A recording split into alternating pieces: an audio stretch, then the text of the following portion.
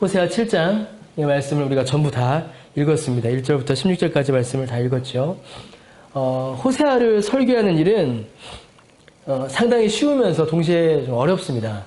호세아는 쉽고 쉬우면서도 어려운 책이 호세아입니다. 왜 쉽냐면 호세아에서 그 나타나는 죄의 모습들이 이게 낯설지가 않기 때문이죠. 호세아에 기록된 이 죄의 모습들이 그때 호세아 때는 있었고 지금은 없어서 막 연구할 필요가 사실은 없는 말씀들입니다. 왜냐하면 호세아 때에 범하였던 이스라엘의 범죄가 지금도 여전히 우리에게서, 우리 주위에서 얼마든지 볼 수 있는 모습이기 때문에 그렇습니다. 낯설지가 않은 것이죠. 호세아에 나타난 죄의 모습들이. 그런데 또 어렵습니다. 이 어려운 이유는 바로 그것 때문이에요. 곧 죄가 호세아의 이야기에서 죄가 하나하나 드러나는데 그 죄가 호세아의 죄가 아니라 지금 우리의 죄라는 것입니다. 그래서 어려워요. 그래서 무슨 일이 벌어지게 되냐면 호세아 때에도 이스라엘 백성들이 호세아에게 느꼈던 그런 반감들, 그런 거부감들을 오늘날 우리도 동일하게 느낀다는 것입니다. 호세아의 말씀 앞에 설 때에 그 어느 누가 반감을 느끼지 않을 수가 있겠습니까? 우리는 모두 다 죄인이기에 느끼지 않을 수가 없습니다.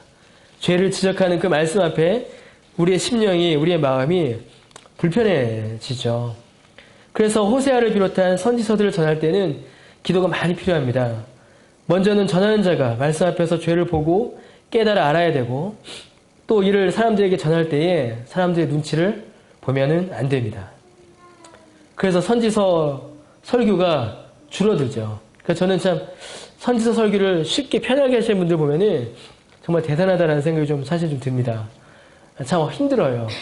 이 드러난 죄의 모습들이 곧 우리의 모습이고 호세아가 당했던 그 반감과 거부감을 사람이 회중이 많으면 많을수록 더 느껴집니다. 오늘 우리게 좀 조금밖에 없어서 우리게 아주 편한데 회중이 많으면 많을수록 그 말씀에 대한 거부감들이 이렇게 눈에 보이거든요. 자신의 죄의 실체를 깨닫고 자신이 죄인임을 인정하는 일은 여러분 그래서 성령의 은혜가 아니고서는 결코 우리가 경험할 수 없는 은혜입니다. 제가 사역을 하면 할수록 신앙의 연수가 쌓이면 쌓일수록 더 절실히 깨닫게 됩니다. 겉으로 봐서는 참 괜찮은 신자 같고 봉사도 많이 하고 말씀도 열심히 읽고 교회 활동도 열심히 하는 것 같아요. 그러나 죄의 문제에 대해서는 전혀 반응하지 못하는 신자들이 굉장히 많습니다. 죄가 죄인지도 모르고 이것이 죄인이 하나님 앞에 회개해야 된다는 것도 모르고 이 죄를 사함받기 위해서는 어떻게 해야 되는지도 모르고 다시는 그 죄로 돌아가서는 안 되겠다라는 생각도 못하는 사람들이 너무 많은 거예요. 어제 죄를 짓고 오늘 교회 와서 예배드리고 내일 다시 그 죄로 아무렇지도 않게 돌아가게 됩니다. 우리의 구원이 이루어질 때 일어나는 첫 번째 경험은 율법을 통해서 우리의 죄인됨을 깨달아 아는 것입니다. 그러나 우리의 본성 자체가 우리의 죄인됨을 인정하려 하지는 않습니다. 우리가 죄인이라는 사실의 가장 명백한 증거가 바로 여기에 있습니다. 하나님의 말씀이 우리를 향하여서 너희는 죄인이다 라고 말씀하시는데 우리는 그것을 거부하는 것이죠. 곧 그 자체가 하나님의 말씀에 대한 반역인 것입니다.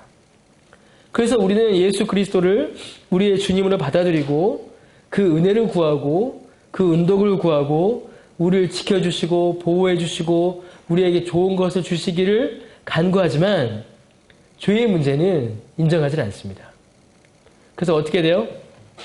성경을 읽을 때, 설교를 들을 때 밝고 긍정적이고 희망찬 내용만 들으려고 하죠. 죄에 대한 지적은 들으려고 하지도 않고 말하지도 않습니다. 반쪽짜리 복음에 불과합니다.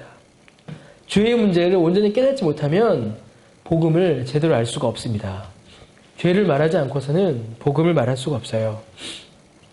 오늘 본문에서는 호세아가 이스라엘의 범죄 두 가지를, 큰 범죄 두 가지를 지적합니다. 그런데 그 지적이 낯설지가 않습니다. 그 지적당한 죄의 모습도 또 그것을 지적하는 호세아 외침도 우리가 늘 보아오던 것들임을 볼 수 있습니다. 첫 번째로 호세아가 지적하는 이스라엘의 죄는 무지입니다.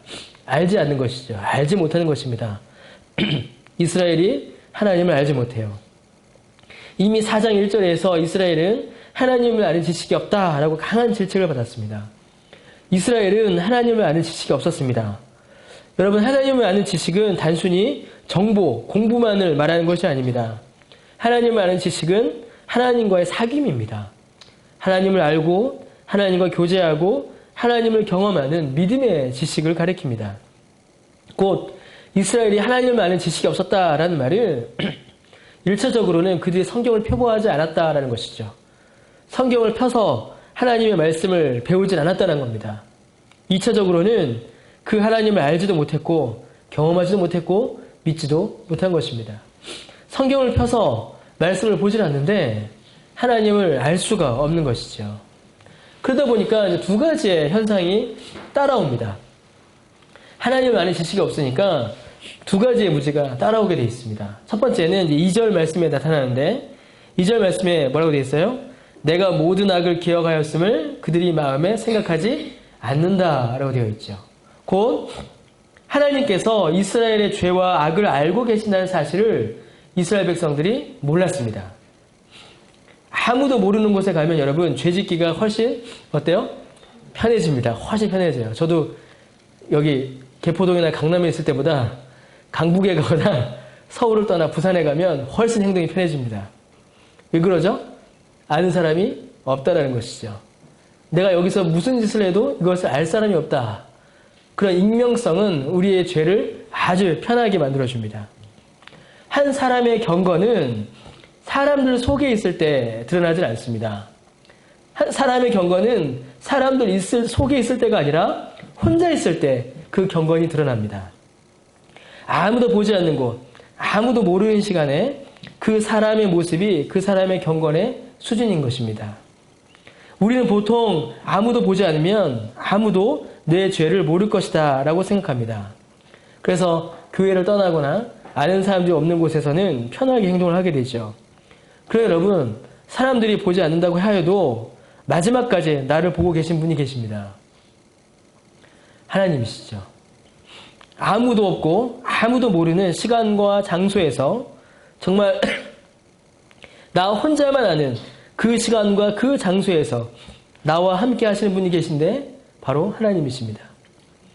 하나님은 무소부지하시다라고 하죠. 편지하신다. 하나님이 계시지 않는 곳이 없다라고 말합니다. 이 말은 무슨 말입니까? 내가 범죄하는 그곳, 내가 범죄하는 그때에도 하나님은 계신다라는 말씀입니다. 하나님을 졸지도 않고 주무시지도 않으신다라고 우리는 노래합니다. 찬송하죠. 시편이 그렇게 고백합니다. 우리를 보호하시기 위할 때만, 우리를 보호하시려고 할 때만, 우리가 도움이 필요할 때만 하나님을 졸지도 않고 주무시지도 않으시는 게 아닙니다. 우리가 범죄하는 그때에도 하나님을 졸지도 않고 주무시지도 않으셔서 우리를 보고 계십니다. 그런데 우리는 하나님을 자꾸 무시합니다. 이건 하나님도 모르실 거야. 여기서는 하나님 모르시겠지. 지금은 하나님이 다른 일 하실 거야. 그렇게 생각하며 죄를 짓습니다. 하나님은 나의 죄와 악을 모르실 거야 라고 생각합니다. 그러나 하나님은 바로 그 시간 그곳에 우리와 함께 하십니다. 이스라엘이 이 사실을 알지 못했죠. 하나님을 알지 못하니 하나님이 내 모든 죄를 아신다는 사실을 알지 못한 겁니다. 그러니까 어떻게 했을까요? 더 담대히, 더 편하게, 더 용기 있게 범죄할 수 있었습니다. 그들이 또 모른 것이 있었습니다. 그들이 또 무엇을 몰랐냐면 7절 말씀에 보니까요. 쭉 이어지는 건데 이스라엘 그들에게 닥친 심판을 몰랐습니다. 이스라엘의 범죄는 심각하여서 하나님께서는 심판의 경고를 주셨습니다.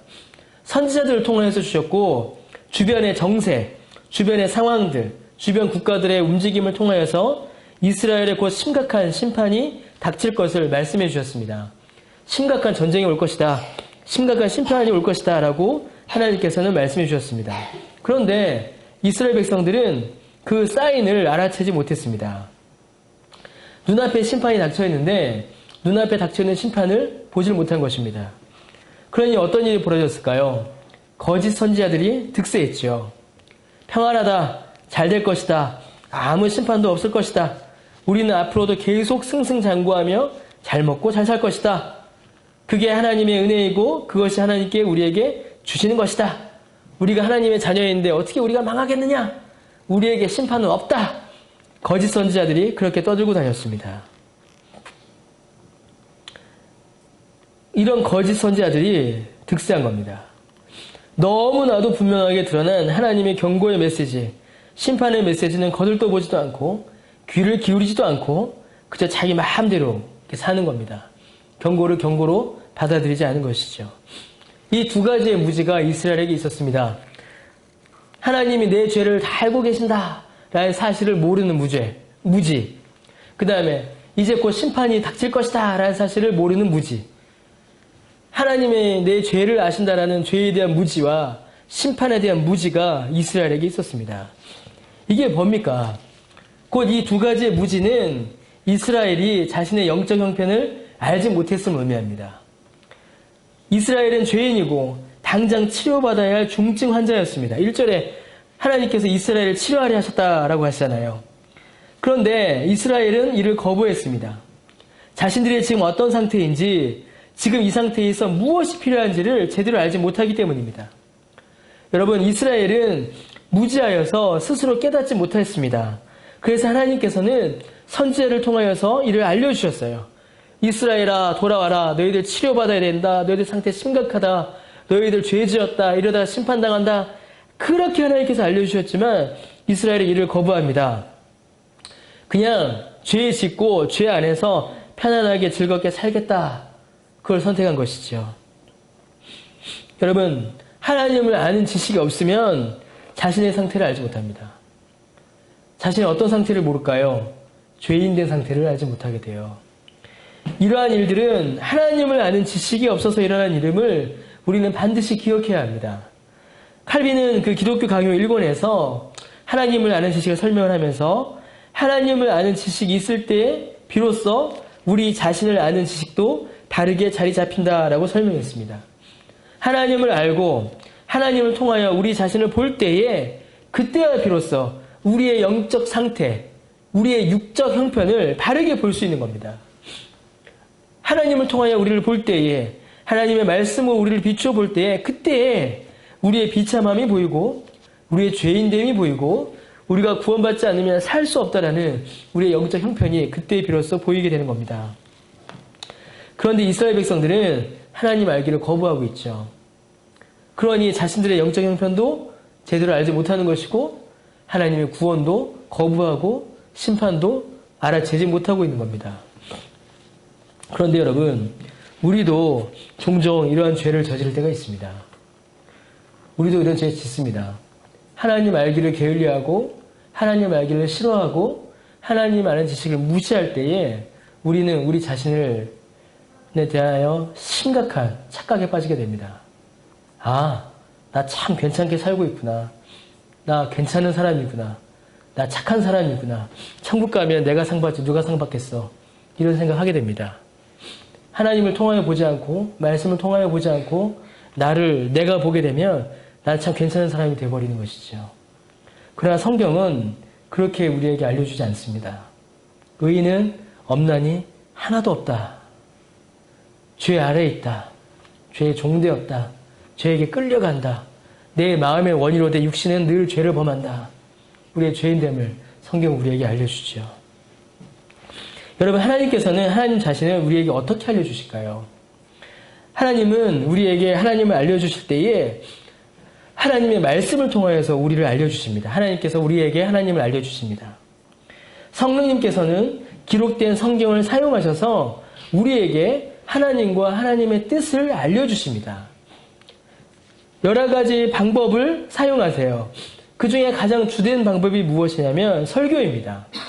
선지자들이 이스라엘을 향하여서 하나님의 말씀을 선포한 것도 설교입니다. 신약에서 사도행전의 그 사도들과 초대교회가 교회를 세우고 이루어가는 일, 그 일에 있어서 가장 주되게 사용한 것도 역시 설교였습니다.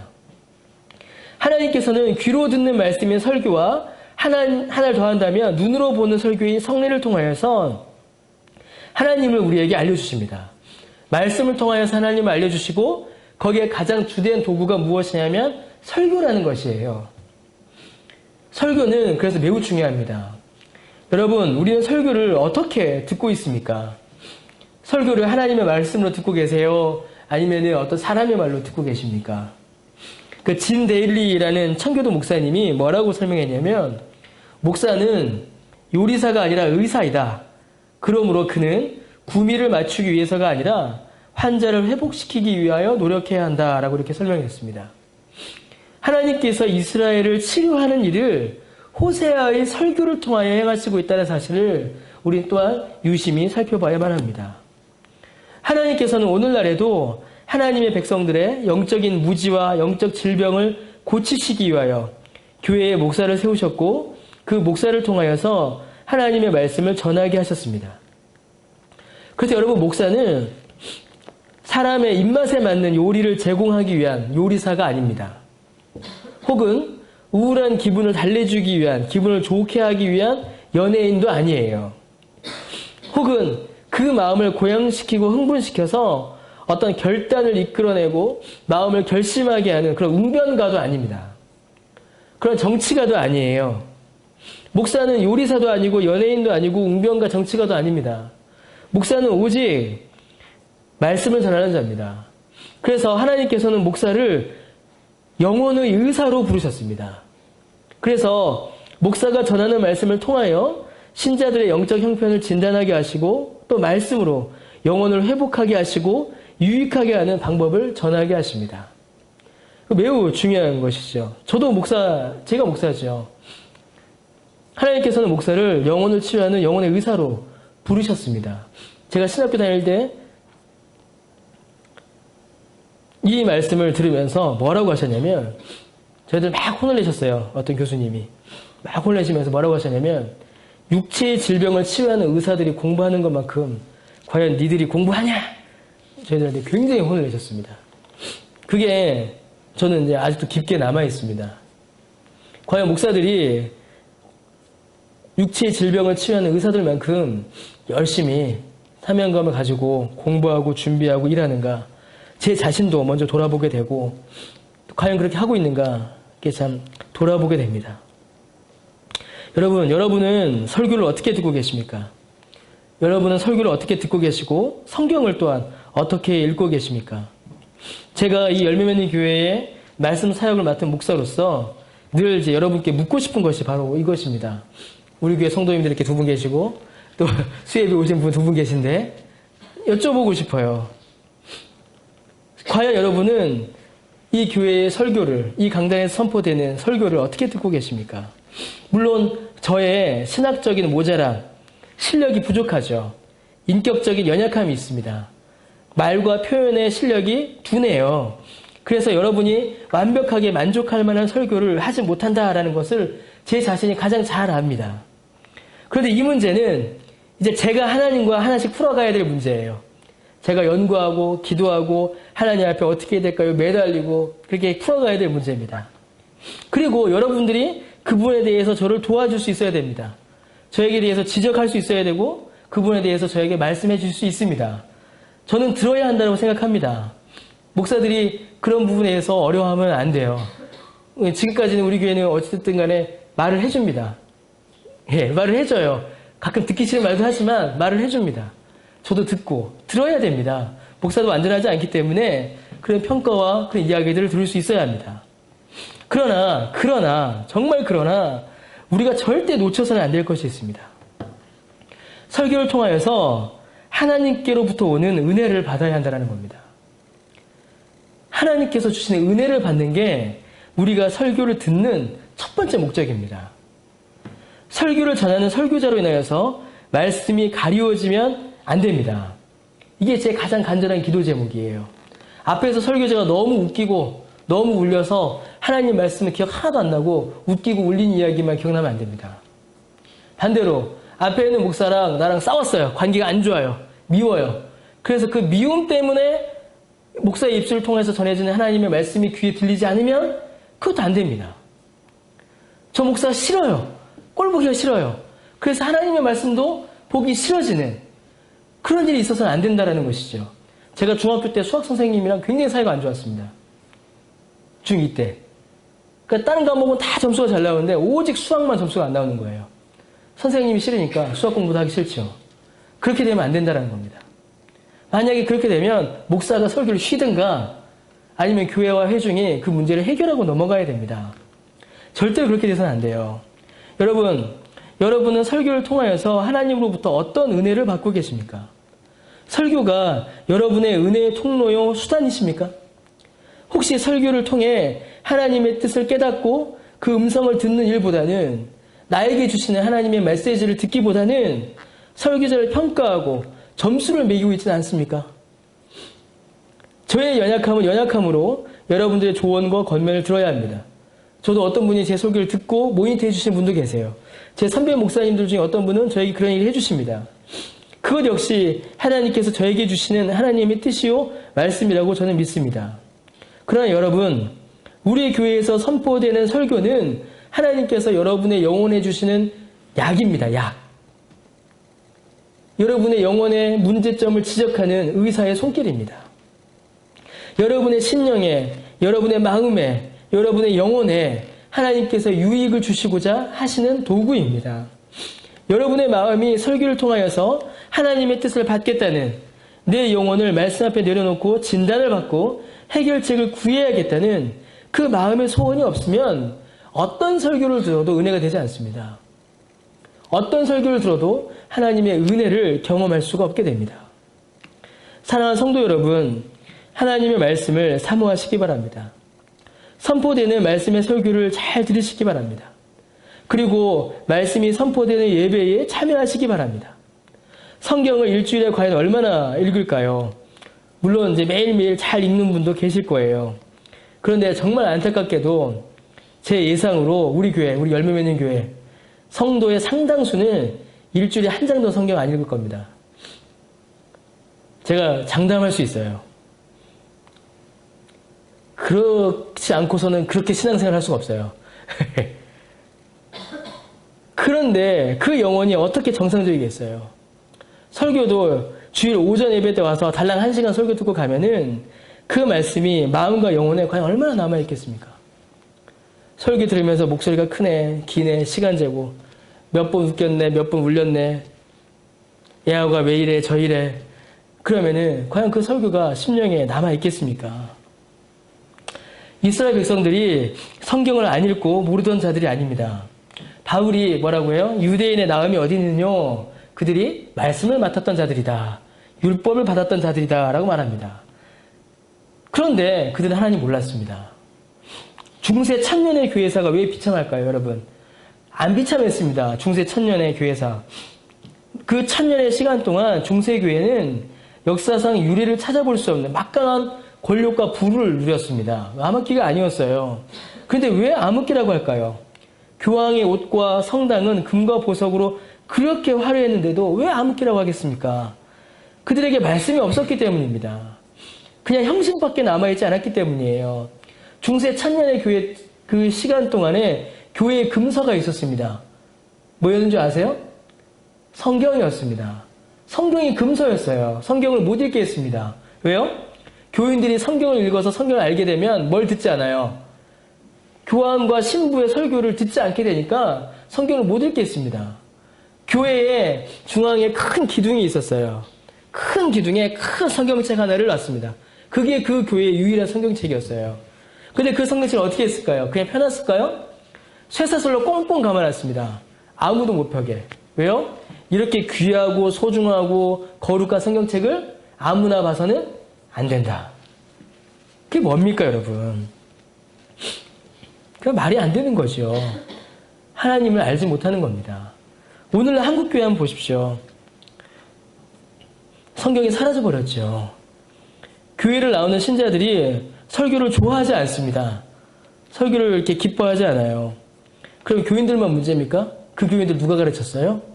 목사들이 가르쳤죠. 목사들이 하나님의 말씀을 바르게 설교하지 않습니다. 그저 작고 예쁜 성경만이 팔리고 있을 뿐이지 성경을 읽지를 않아요.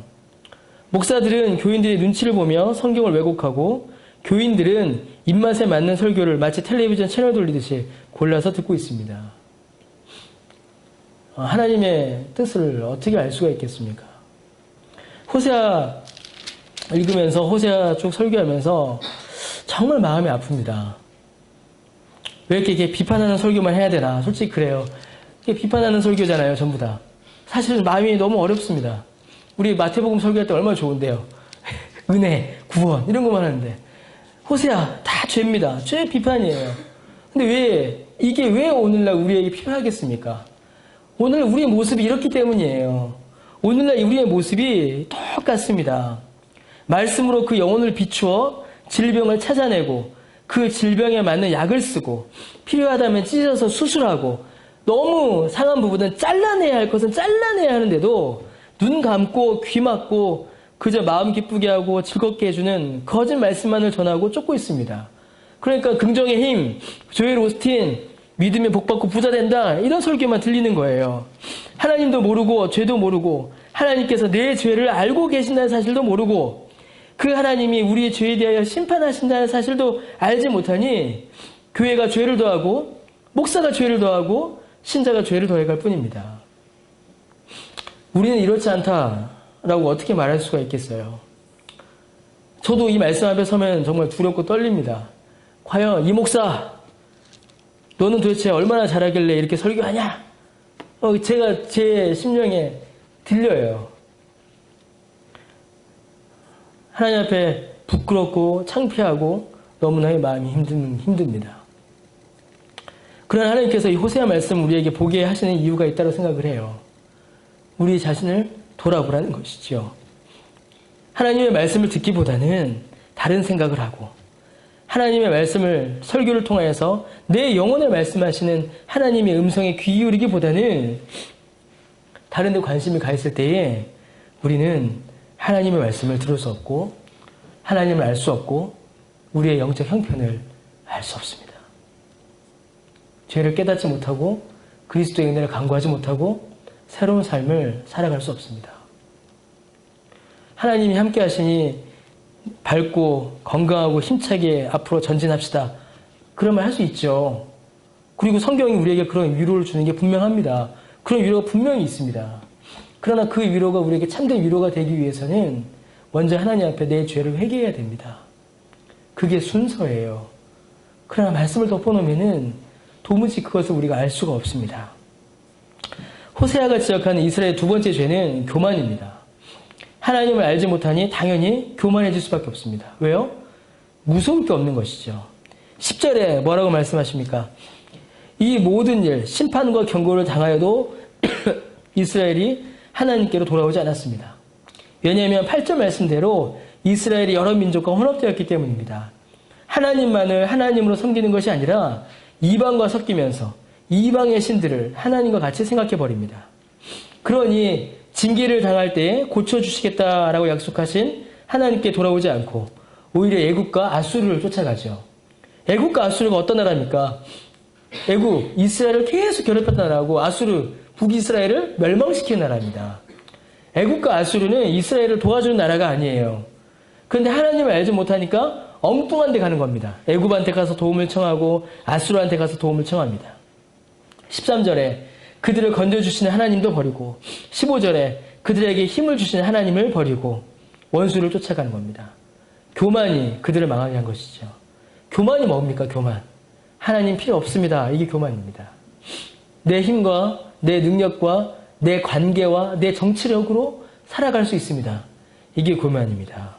하나님을 알지 못하니 하나님을 불필요하게 여기고 하나님을 불필요하게 여기니 하나님 없이도 잘 살 수 있다는 교만에 빠지고 이 교만이 하나님을 버리게 하여 우상을 붙잡게 하고 우상을 붙잡으니 이스라엘이 망하지 않을 수가 없는 것이죠. 여러분, 우리는 또 우리 자신을 살펴봐야 합니다. 우리가 교만하지 않은가 돌아봐야 합니다. 하나님 없어도 잘 살 수 있다고 생각하는 것이 교만입니다. 그 교만한 자는 가장 먼저 어떤 표시가 날까요? 교만한 자는 예배를 가볍게 생각합니다. 예배를 무시해요. 왜 그러겠습니까? 예배를 통하여서 하나님께서 우리에게 말씀하시고 예배를 통하여서 우리가 은혜를 받고 예배를 통하여서 새 힘을 얻고 예배할 때에 우리가 기도하여 하나님 앞에 우리의 소원을 올려드립니다. 하나님 필요 없다. 하나님 힘 안 주셔도 됩니다. 라고 생각하는 사람은 예배를 가볍게 여기겠죠. 예배를 소중히 여기지 않습니다.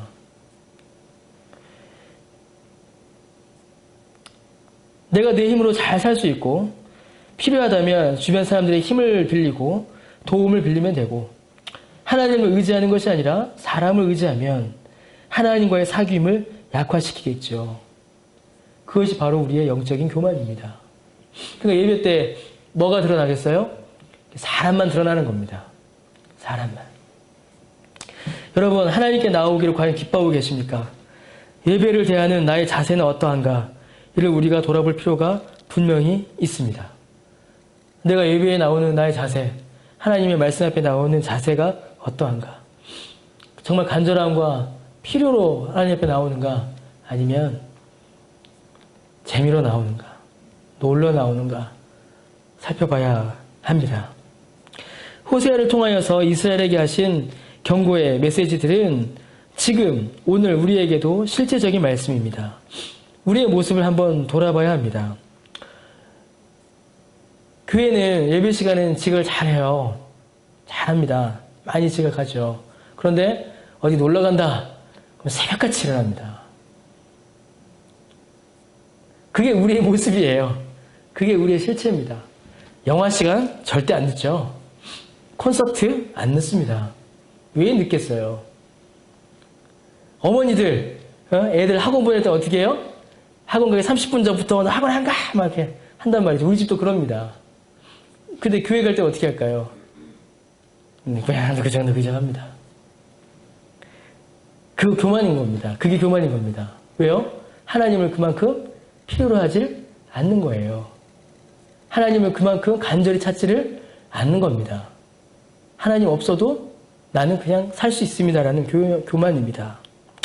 여러분, 우리의 모습을 한번 돌아보길 바랍니다. 하나님의 말씀을, 하나님을 어떻게 생각하고 있으며 내 신앙의 중심이 어디에 있는가를 살펴봐야 합니다. 이스라엘의 모습을 통해 우리의 모습을 봅니다. 이 역시 성경을 통하여서 하나님께서 우리를 살펴주시는 은혜다라고 저는 생각합니다. 이제 필요한 거는 이러한 모습들이 드러났으니까요. 엑스레이 찍고, 저는 오늘도 여기 폐렴 걸려서 누가 한 명 입원해서 갔다 왔는데, 엑스레이 찍고 여기에 폐에 멍이 들어있으면 폐렴이니까 치료받으면 되잖아요. 말씀을 통하여서 우리 연약함이 드러났습니다. 그럼 이제 어떻게 하면 되나요? 치료받으면 되죠. 하나님은 치료해 주시 기뻐하시는 하나님이십니다. 우리는 그 은혜를 구하면 됩니다. 하나님, 저를 고쳐주십시오 라고 기도하면 됩니다. 그럼 하나님께서 우리를 기쁘게 고쳐주신다라고 우리에게 약속해 주셨습니다. 죄가 드러나는 게 문제가 아니라 드러난 죄를 덮어버리는 게 문제입니다. 하나님의 은혜는 죄를 드러내시고 그 죄를 고쳐주십니다. 우리가 그 은혜를 기대하고 소원함으로, 기도함으로 그 은혜를 경험하시고 그 가운데 기쁨을 누리시는 저와 여러분 되시기를 바랍니다. 기도하겠습니다. 하나님, 은혜를 감사드립니다.